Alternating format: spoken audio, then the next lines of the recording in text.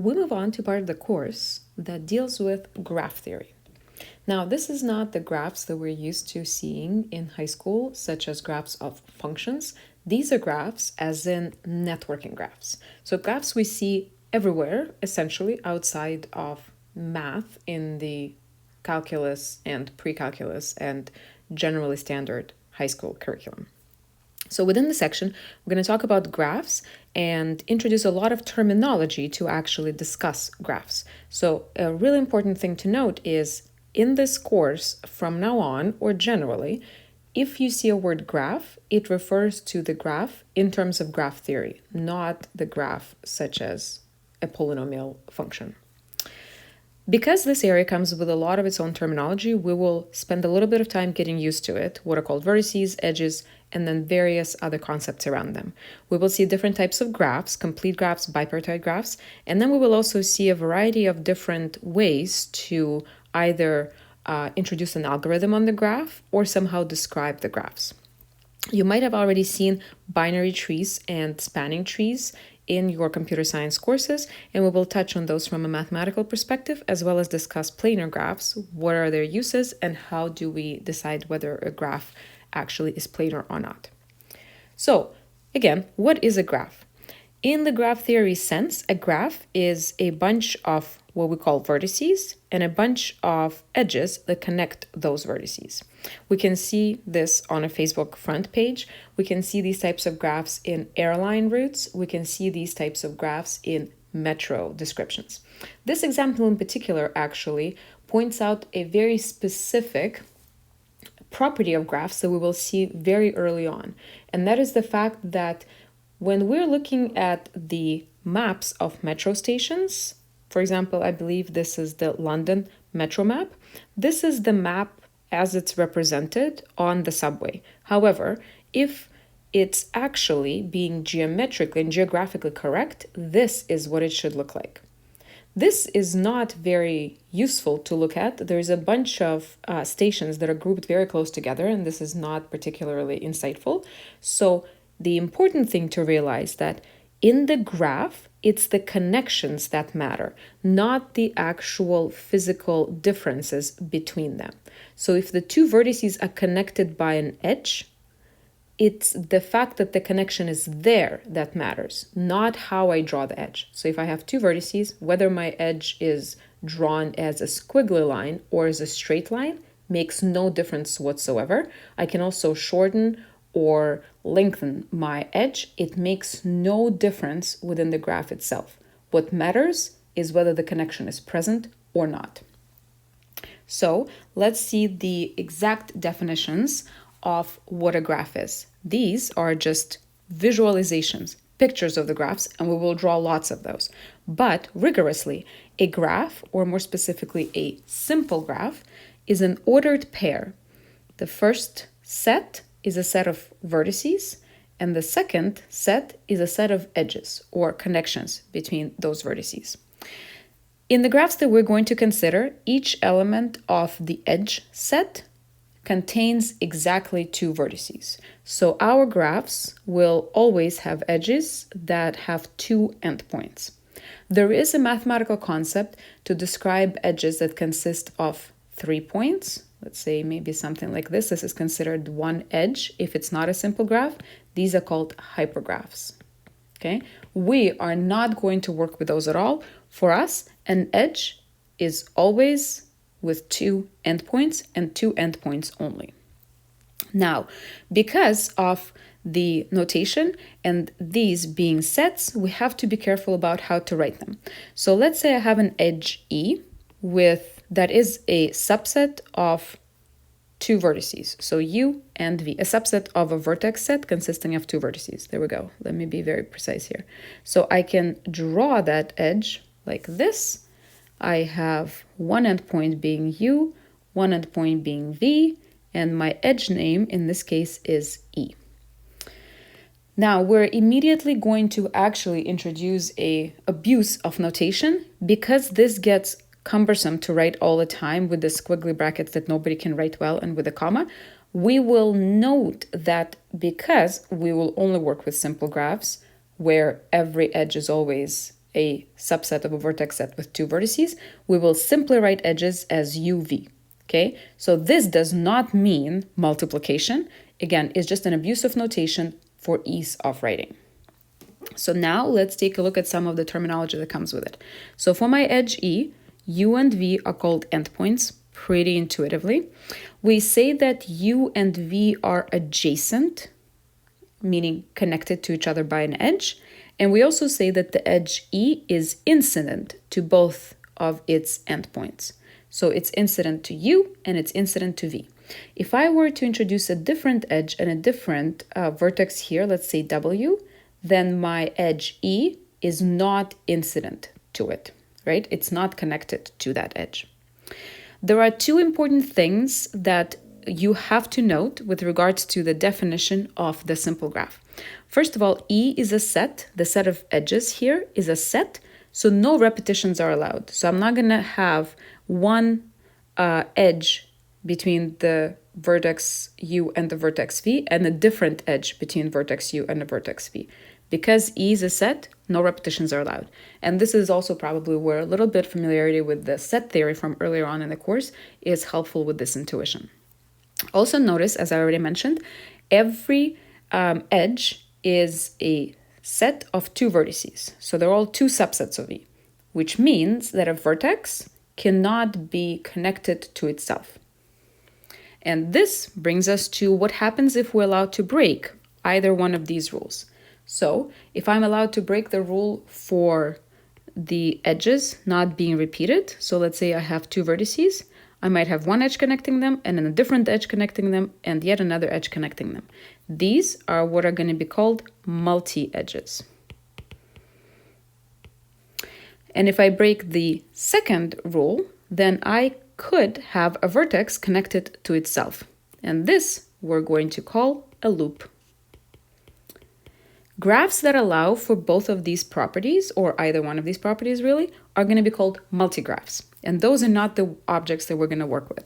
We will stick to simple graphs where none of these situations are allowed. So an edge is always connected to, there's always only one edge connected to its endpoints, and there are no loops allowed. So let's draw our very first graph. I have that my vertex set is labeled 1 through 6, so I have 6 vertices, and my edge set, written in a very rigorous way without any kind of abusive notation for the first example, so that we are being very precise with this, is a bunch of edges. So I can see that I have 5 different edges, 6 different vertices. I encourage you to pause here and try to draw this graph for yourself, just to see how this works out.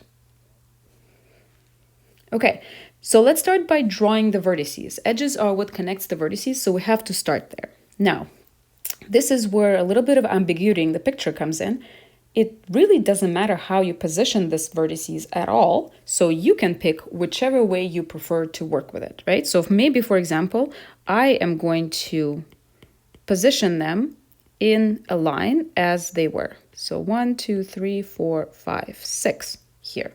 Okay, and now I have to simply follow my edges. So the edge 1, 3 connects the vertex 1 to vertex 3. Next up is the edge 2, 3. I have edge connecting 2 and 3. And notice, of course, again, it's the connections that matter, not how I draw them. So I can draw my edges as lines or as curves. The one thing to notice is I don't want to, for example, draw this edge 1, 3 this way and then the edge 2, 3 this way, because I won't be able to tell then in this kind of row whether 1 is connected to 3 directly or only through 2. Okay, so think about kind of like wires and overlaying wires not being ideal situation. Okay, next up I have edge 3, 4. So let's say this way. And again, this means that 3 is connected to 4. This does not mean that 2 is connected to 4, right? That would be its own separate edge. 3, 5. So I have 3, 5 here, maybe this way, and 3, 6. So maybe this way. It's also important to notice in our drawings, if I do have 2 edges and they cross, it does not mean that there's a vertex here. The vertices only appear where vertices are drawn. An intersection does not mean a vertex. Now, maybe you didn't decide to put your numbers in a row and you thought, oh, there's 6 of them. You know what? It might make sense to put them in a hexagonal pattern to keep them sort of as on the circle as possible, so you can see all the edges connecting in between. And this is totally fine as well. Again, the actual drawing is only helping us visually, but doesn't actually define the graph in of itself. So here I would have, let's say, 1, 3, 2, 3, 3, 4, 3, 5, and 3, 6. Now, while the drawing is only a representation of the graph, I can already see that this gives me a better sense of the structure of the graph than this picture, right? In fact, I can see here that 3 is connected to every other thing. And so what I can maybe do for my last drawing is put 3 in the center and then scatter other vertices around it. 4, 5, and 6. And then I can see that my drawing would be like this, which then justifies the name given to this graph, a star graph. The picture doesn't matter, but it does give us some ways to imagine the properties that this graph might have.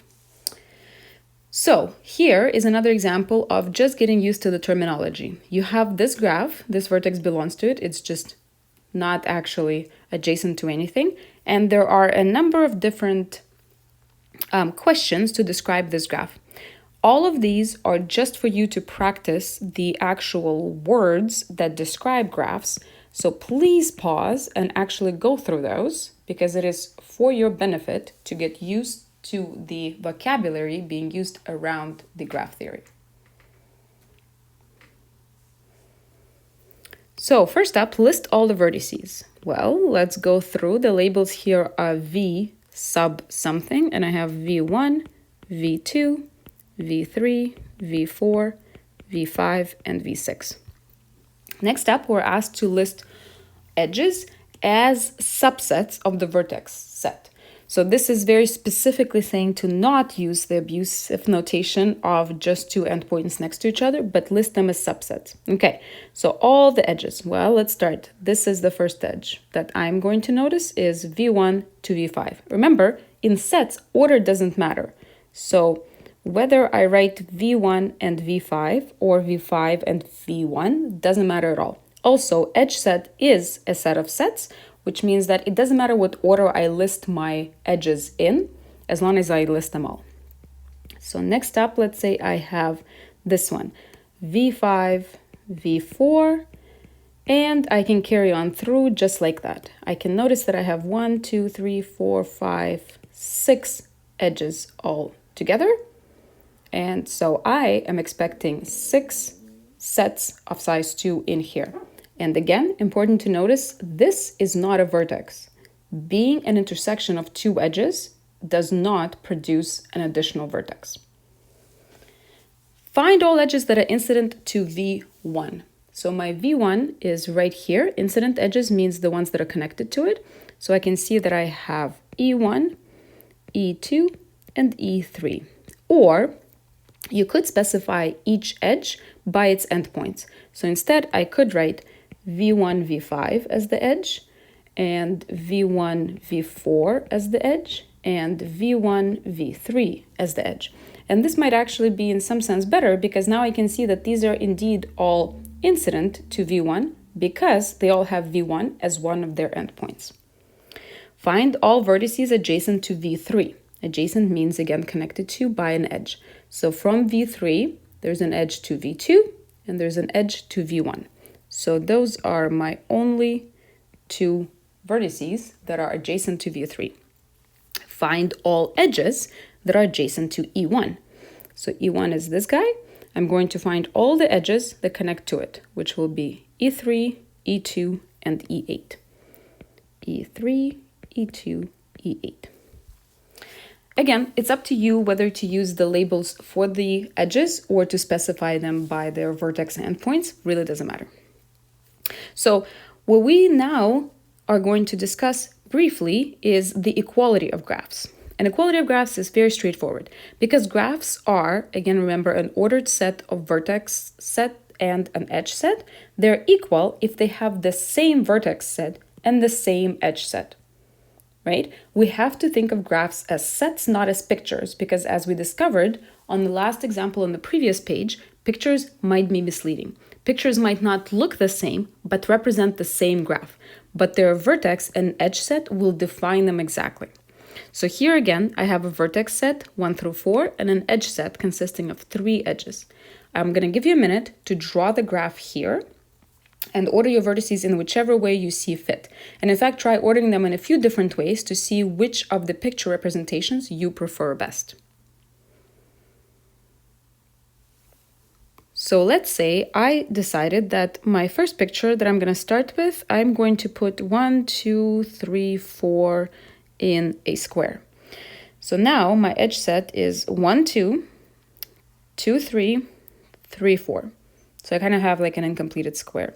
Okay, maybe what if I flip it around and say go 1, 2, 3, 4? Would it be better or worse? So I have 1, 2, 2, 3, 3, 4.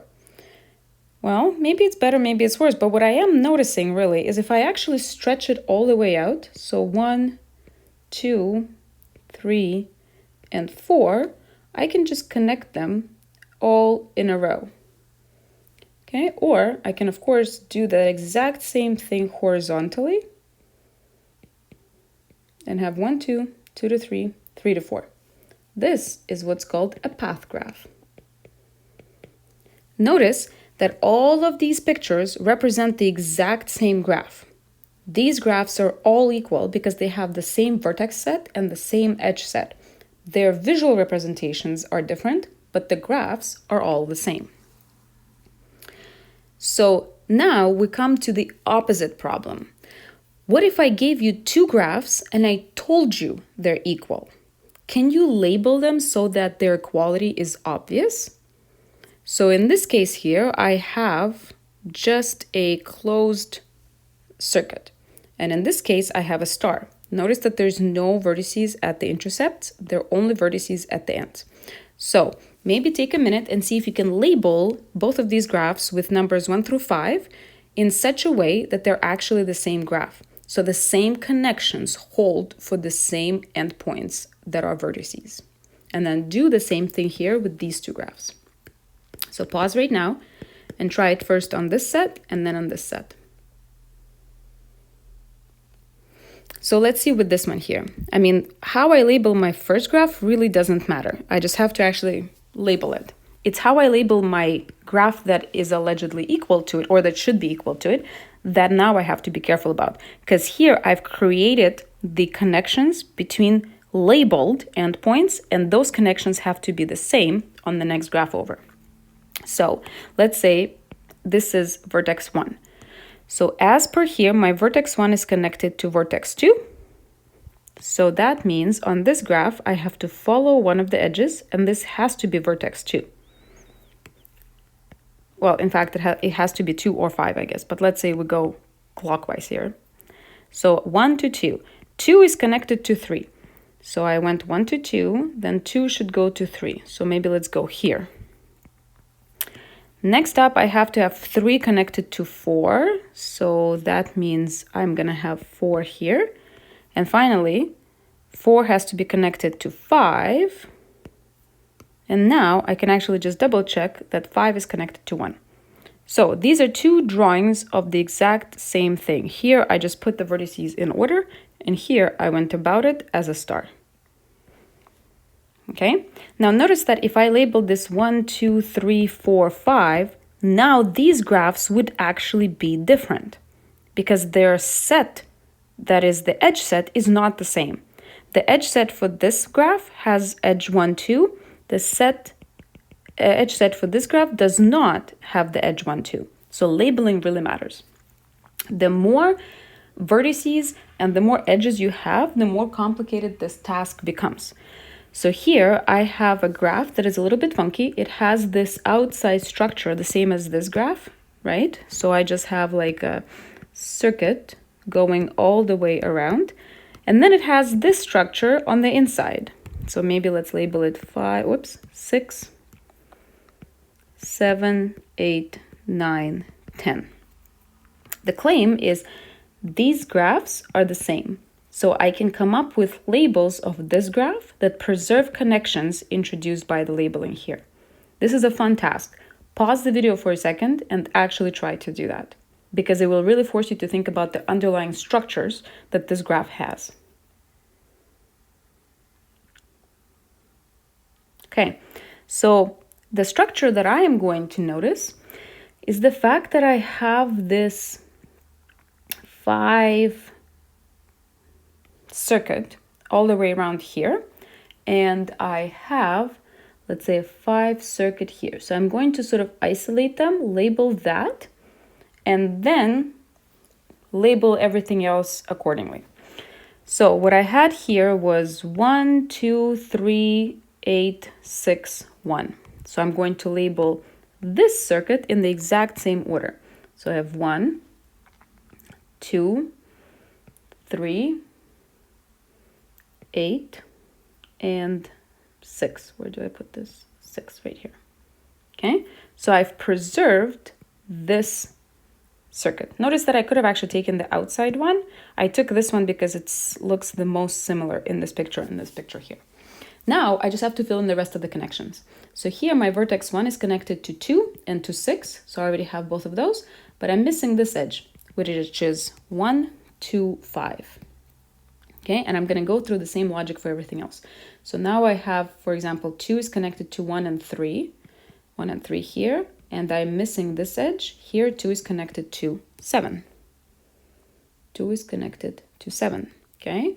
And then same logic. 3 is connected to 2 and 8. 3 is connected to 2 and 8, and it's also connected to 4. So I have to introduce a 4 here. And now what else do I have? 8. 8 is connected to 3 and to 6, to 3 and to 6, but it's also connected to 10. Okay, and basically by the method of elimination, I have 1, 2, 3, 4, 5, 6, 7, 8. This must be a 9. Now it's always a good idea to check whether it's true or not. So what do I have? I have that 6 is connected to 1 and 8. 6 is connected to 1 and 8. And it's also connected to 9 indeed. So notice, of course, that given two different pictures of the graph, it's actually kind of difficult to decide if it's the same graph or not. We have to introduce labeling in order to really determine whether that's the case. And even then, it might be very difficult. So for this one, because it has lots of vertices and lots of edges and a lot of interesting structure, we figured it out, but it was not trivial. And the problem is, for example, if you fail to label it in the exact same way, does that mean that you just haven't found the proper labeling? Or does it mean that the proper labeling doesn't exist? Finding out whether two graphs are equal or not with different drawings is a very difficult task. Now, this particular graph is actually very famous. It's called Petersen graph. I encourage you to Google search it. It has a lot of interesting properties. For example, it has these cycles of length 5 all over the place. It also, as you notice, every vertex has 3 edges connected to it. And this graph is actually the smallest example of what in graph theory is called a snark. The snark is a word that comes from Lewis Carroll's poem, Hunting for a Snark, because it has many interesting properties, and for the longest time, it was the only graph that had these types of properties. People were looking for bigger, larger graphs with more vertices and more edges that had the exact same set of properties, and were failing to look for it and failing to find it. In the end, more snarks were found, but they were much larger. I believe that the next snark is on 282 vertices or something like that. Petersen graph is infamous for being the first example that you have to try your theorem on, because this is the counterexample. I think this graph broke the most graph theoretical theorems ever invented, because if it has to be true, it has to work on that, and it has so many interesting aligned properties that it often fails to actually satisfy hypothetical theorems. So let's get back to the problem of what if I have unlabeled graphs? How many of them can I have? Well, let's say I'm only allowed to have 3 vertices. Okay, so my vertices, let's call them 1, 2, and 3. You couldn't call them A, B, and C too. It is completely up to you. So what do I have in terms of unlabeled graphs? Well, I could have these 3 vertices and not have any edges at all. So I could have 0 edges. Or maybe I want to throw 1 edge in there, 1 edge, just 1 edge. Okay, so I'm going to start with my 3 vertices and I'm going to add an edge. Now, because the vertices are unlabeled, I can put the edge anywhere and it's going to be the exact same as if I drew the graph this way, right? These are actually the same graph because the vertices are not labeled. So all I can see is one connection and the exact same type of structure. What if I have 2 edges?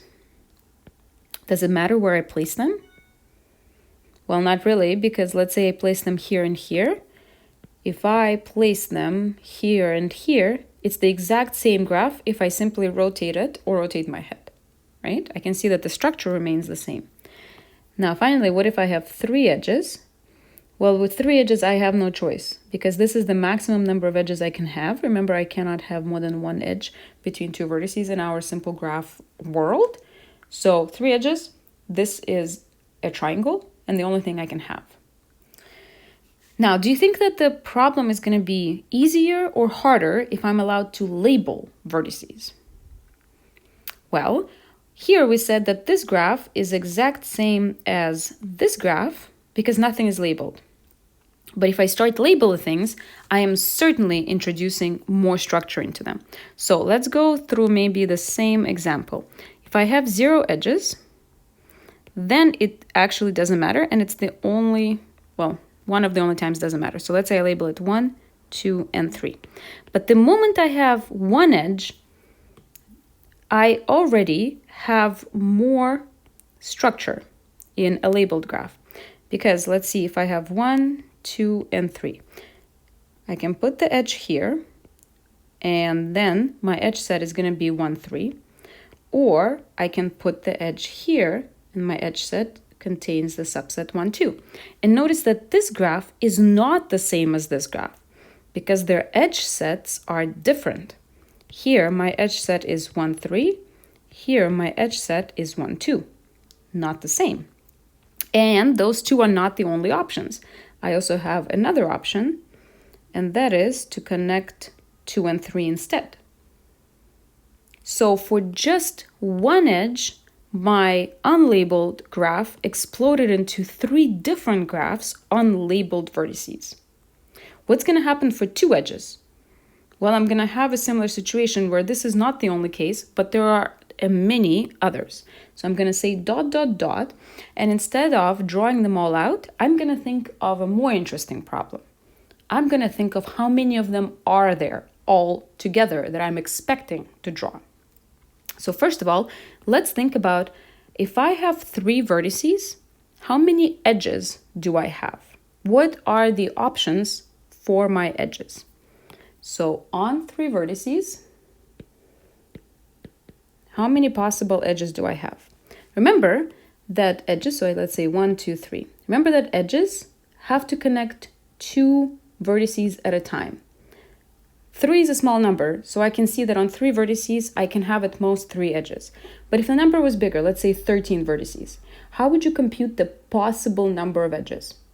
I'm interested, out of a bunch of vertices, of finding out in how many ways can I connect 2 of them at a time.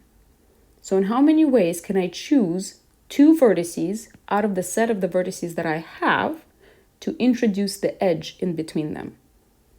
Dig deep in your counting days that are not that long ago in this course. I have 13 vertices and I need to choose 2 of them to connect. Choose. On 13 vertices, there are 13 choose 2 edges. Edges are unordered pairs because they're sets. So choose, the combinations, is exactly what does the trick here. So on 3 vertices, there are 3 choose 2 possible edges. Now, again, this is a small enough number that I can just compute. 3 choose 2 is 3. Now, for every edge here, notice that if I start with this empty graph, for every single edge, I either included or I don't include it. So for every edge, there are two possible options: to include it or not include it. Let's write that down. For every edge, I can include it or not. So, two options for every edge, and in total, 3 choose 2 edges. So, there's 2 to power 3 choose 2 graphs. Now, again, this is not hard to compute with our small numbers. This is going to be 8. So, if you wish to finish this sequence, you can do so, and you're expecting to see 8 different graphs as the result. Once you see 8, they should all be distinct, and you will have yourself a complete set. Now let's try the exact same question, but on 4 vertices. Okay, so I'm gonna start with unlabeled here. I'm not gonna go through the labeled graphs. So in the last example, 3 vertices, it was pretty small. 4 vertices, we can maybe do some counting before we get to actually drawing. So what are the possible number of edges? I have 4 vertices. For every edge, I have to choose 2 endpoints. So 4 choose 2 possible edges. Now 4 choose 2 is equal to 6. So I know that I can have up to 6 edges. So I can sort of classify everything in the exact same way as before. 0 edges, 1 edge, 2 edges, 3 edges, 4, 5, and 6. And now for each one of these, I'm going to think of these as sort of columns. I'm going to draw all the possible distinct unlabeled graphs. So for 0 edges, I don't have much. I have 4 vertices and no edges in between. For the 1 edge, I can put it anywhere. The graph is unlabeled, so it doesn't matter where it goes. I can turn my head and I can see all the other possibilities are present. And if I do it this way, it's not labeled, there's only 1 edge there. 2 edges. So let's see, are there more than one way to draw 2 edges differently? Well, I can draw them like this, where one vertex is connected to them both, or I can draw them like this. And notice that these are categorically different graphs, even when unlabeled. Here, I have one vertex that is incident to 2 edges, and here, I don't have such a vertex. Here, every vertex is connected to an edge. Here, I have one vertex that's not connected to anything. So these are different graphs, even as unlabeled. Now that you get the idea of what it looks like to have different unlabeled graphs, why don't you pause the video and try to come up with a set of different unlabeled graphs on 3 edges, or on 4 vertices with 3 edges.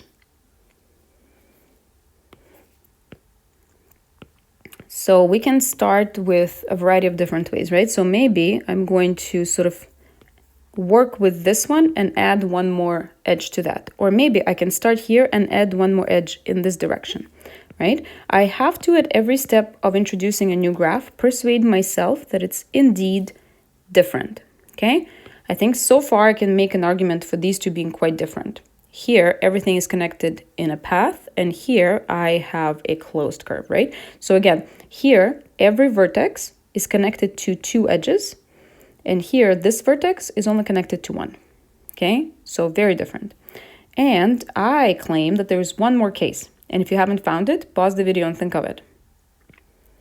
And I believe that the one more case looks like this. Here, my one vertex is connected to 3 different edges, which is not the case for either of the things before. And as you notice, with more and more edges, it gets more and more complicated to figure out whether or not the graphs are the same. Now, I know that for 4 edges, there is going to be 2 different graphs. And for 5 edges, there's only going to be 1 different graph. This is a fun puzzle, so pause the video and try to fill that out.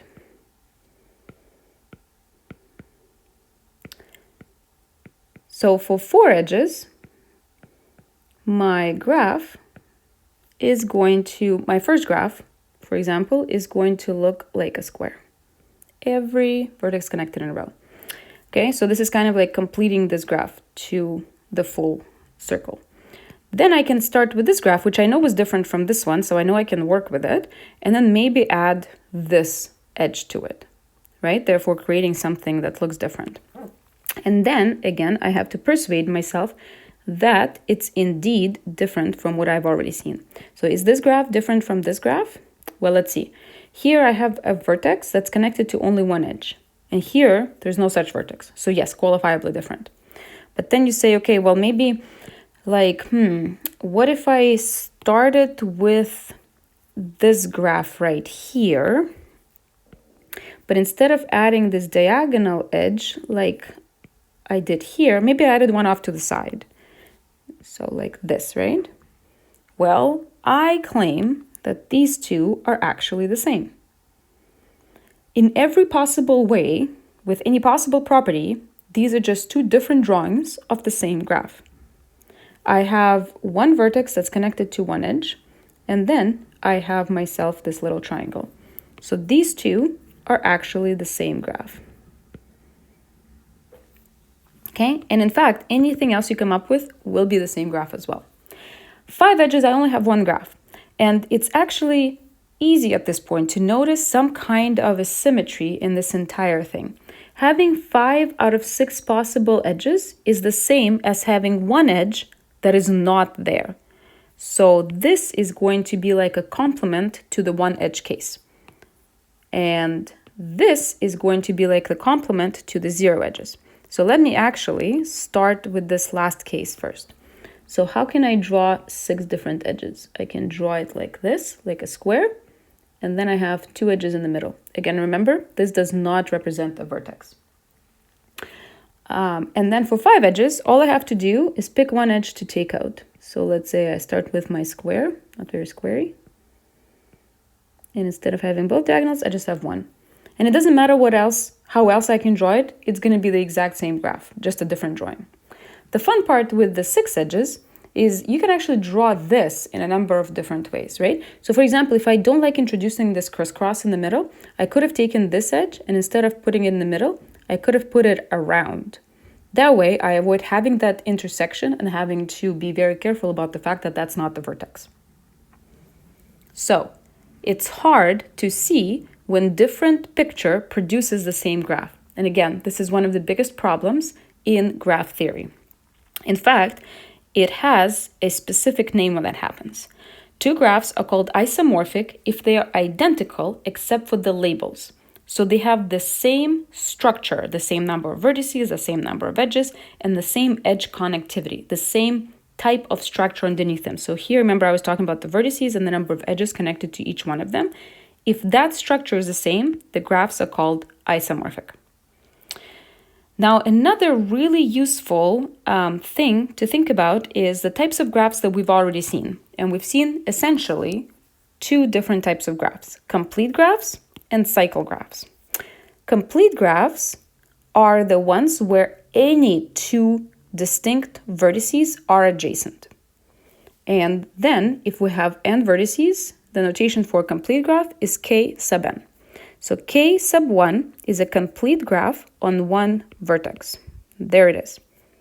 There's no edges I can put because I'm not allowed loops. So my complete graph on one vertex is a pretty boring graph of just one vertex. 2, I have 2 vertices. Complete graph means I have to connect every possible pair.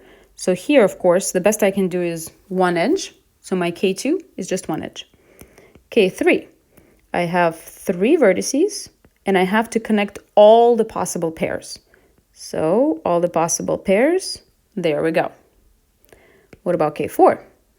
I have 4 vertices, and I have to connect all the possible pairs. This is an example from above. So I have 6 possible edges.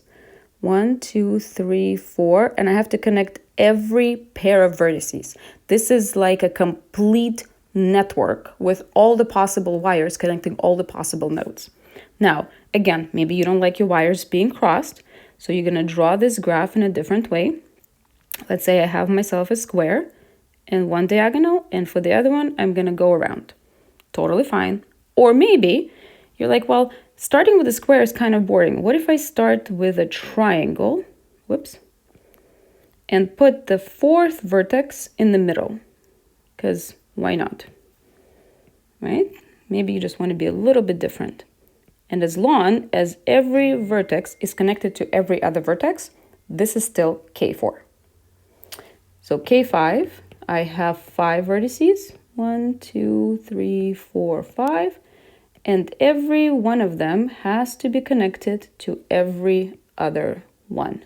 So I have to make sure not to miss on any connections here. Okay, so this is an example of K5.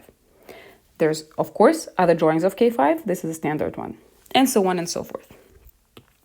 The cycle graph, we can only have on more than or equal to 3 vertices. And the cycle graph is essentially what you think a cycle graph is. It has vertices from 1 up to n, where the edges are 2 consecutive vertices. So I am going to draw cycle graphs on 3, 4, 5, and 6 vertices. So for C3, I'm going to start with 3 vertices, and I have to connect them in a cycle. There's my C3. For C4, I have 4 vertices, and I'm going to connect them in a cycle, just like this. Notice that C3 is actually the same as K3. It's kind of like a law of small numbers. Small numbers, small structures, there's only so many of them that we can come up with, so patterns or underlying properties are bound to sort of intersect or be common. Now for C5, again, all you're doing is drawing 5 vertices and going around connecting them in a cycle. Now, of course, I can also draw them in different ways, right? So maybe I want to draw my 5 vertices in a row, but for it to be a cycle, I have to connect the first to the last one. So generally, we draw cycles in as circular shape as possible. Okay, and C6 is going to be very similar. Let's think about the number of edges. We've already actually thought a little bit about the complete graph.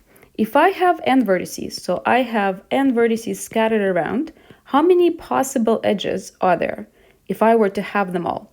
So if I were to connect each pair of vertices together, how many edges am I going to have to see in this graph? I have n vertices, and every 2 of them have to be an edge. So I get to pick 2 vertices and put an edge there, and choose 2. Amongst the n vertices, for every pair, I will have an edge. So n choose 2 edges for kn. Okay, and this is a very good tool, for example, to figure out whether you have gotten all of your edges here. So here you should have 5 choose 2 edges. You can compute that as a number and see if you've got them all drawn out. What about the cycle graph? How many edges does Cn have? So if I have n points, let's say around the circle, and I can connect them in a back-to-back fashion, how many edges have I drawn? Well, think about this. Let's say if I have 3 vertices, I drew 3 edges. When I had 4 vertices, I drew 4 edges. When I have 5 vertices, I drew 5 edges. Going from one to the next, you can also think in terms of indices. You will be guaranteed that you need n edges to produce a cycle. Here, for example, you can also think of what would be the pattern for the path graph. Remember from earlier in this lecture, a path graph if I connect vertices in a row. So that means that my last edge here will not be present. So if I have a path graph on n vertices, I will have n minus 1 edges. Because if a cycle has n edges, the path has 1 less. There's a lot of interesting questions that involve both graphs and counting that you can come up with, and we will see throughout this course.